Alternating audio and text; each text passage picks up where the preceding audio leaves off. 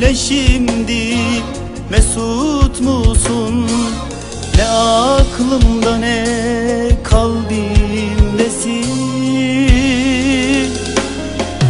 Esir etmem sana kendimi, bitirdim sana olan sevgimi. Dudağıma anmam ismini, gözün aydın, mutlu musun?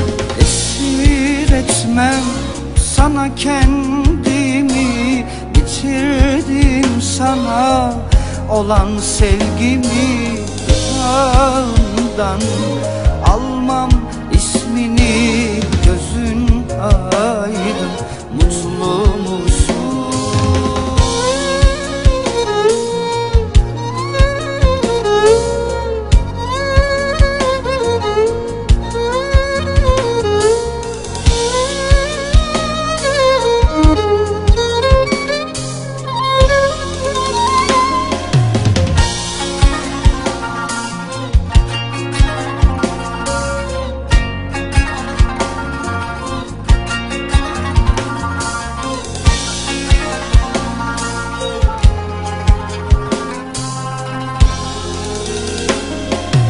Mutlu musun, mutlu musun? Ne düşümde ne hayalimdesin, ne gecemde ne gündüzümdesin.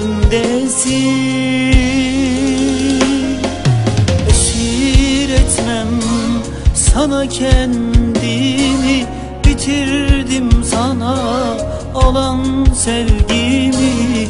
Dudağıma anmam ismini, gözün aydın, mutlu musun? Esir etmem sana kendimi, bitirdim sana olan sevgimi. Dudağımdan almam ismini, gözün aydın, mutlu musun? Gidişin değildir beni kahreden.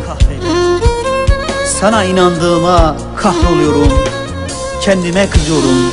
Sana asla değil, sana asla değil, sana asla değil. Esir etmem sana kendimi, bitirdim sana olan sevgimi. Dudağıma